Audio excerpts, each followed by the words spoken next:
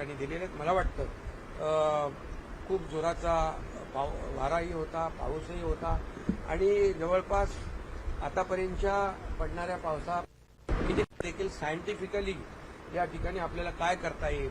त्या झाडाचं भोवती आपण पूर्वी बघायचो आळं असायचं आणि त्या आळ्यामध्ये मग ते माती सगळे असायची। आता कुठे अशा प्रकारचं रस्त्याचं डांबरीकरण होताना काही झाडांच्या मुळाशी काही माती कमी पडून त्या ठिकाणी इतर जी काही सामग्री आहे ती गेली आहे का, पाणी मुळांची पोचतंय की नाही, हे संपूर्ण झाडांचं ऑडिट करून जी झाडं आता आहेत ही झाडं चांगल्या प्रकारे त्यांना तग धरायला पाहिजे आणि ती झाडं पडता कामा नयेत, फांद्या पडता कामा नयेत, यासाठी अतिशय सगळ्या ज्या ज्या काही कार्यवाही करायच्या त्याच्या सूचना मी या ठिकाणी दिलेल्या आहेत। मला वाटतं खूप जोराचा वाराही होता, पाऊसही होता आणि जवळपास आतापर्यंतच्या पडणाऱ्या पावसात किती टक्के पडला पाऊस? 871. एकूण पावसाच्या 43%. एकूण पावसाच्या 43% पाऊस 8 दिवसात पडलेला आहे। पाऊस देखील आवश्यक आहे, परंतु नागरिकांची झालेली गैरसोय लक्षात घेऊन यापुढे नागरिकांची गैरसोय होणार नाही यासाठी प्रशासनाने अलर्ट राहण्याची आवश्यकता आहे। त्यांना अधिकची मॅनपॉवर, अधिकची मशिनरी, अधिकचं जे जे काही आवश्यक लागेल ते सगळं घेण्याच्या सूचना दिल्या। मला वाटतं आणि सर्व अधिकारी जे आहेत, इतर विभागातले जे अधिकारी आहेत त्यांना देखील या भागामध्ये या आपत्ती व्यवस्थापन जो आहे आपला कक्ष त्यामध्ये हे जोपर्यंत हे पाऊस वादळ वाऱ्याचं प्रमाण आहे तोपर्यंत त्यांना देखील इकडे आपल्या या कामामध्ये त्यांचं देखील योगदान, त्यांची देखील सेवा इकडे आपण घेतली पाहिजे अशा प्रकारच्या देखील सूचना मी दिलेल्या आहेत। TDRF देखील आपली जी आहे, TDRF एक चांगलं काम करणारी आपली यंत्रणा महापालिकेकडे स्वतःची आहे आणि त्यामुळे ती वेल इक्विप्ड आहे आणि त्यांना देखील जे जे काही आवश्यक आपत्ती व्यवस्थापनामध्ये कमिशनर महोदय जे आपत्ती व्यवस्थापनामध्ये आपल्याला जे काही आवश्यक आहे हे सर्व त्याची तरतूद आणि त्याचं नियोजन आपण संबंधित विभागांना करून द्या।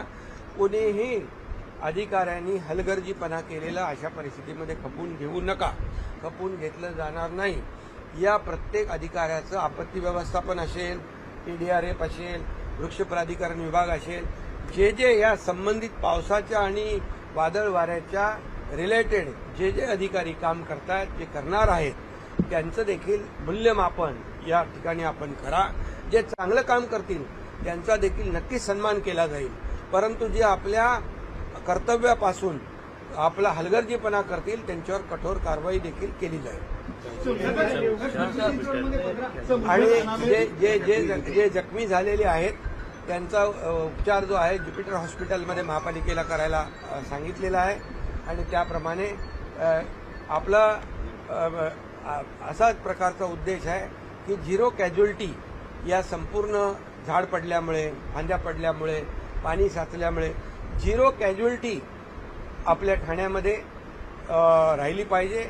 एकही मृत्यू होता कामा नये ही काळजी आपण घेऊया। नुकसान भरपाई आपल्याला करता येते, परंतु एखाद्याचा जीव गेला तर आपल्याला तो त्याच्या परिवारासाठी खूप दुःखदायक आहे आणि मग ही सर्व काळजी या ठिकाणी आपण घ्यायला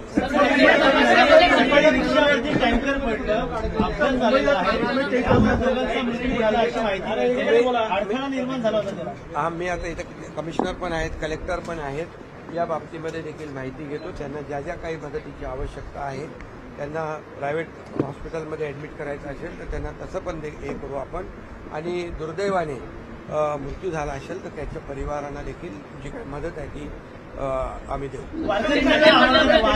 आव्हान करणार पालखी प्रस्थान सुरू झालेला आहे, येहूर रोड असेल अनेक ठिकाणी पालखी प्रस्थान सुरू झालेला आहे। वारकऱ्यांना देखील आव्हान आहे की आता पडत असलेला पाऊस, वादळ वारा, आपली वारी तर पांडुरंगाची वारी दरवर्षी आपण करतो, परंतु आपली सुरक्षितपणे वारी झाली पाहिजे अशा प्रकारच्या सूचना मुख्यमंत्री महोदयांनी देखील दिल्या। मी देखील काल आळंदीच्या वारकऱ्यांशी स्वतः बोललो।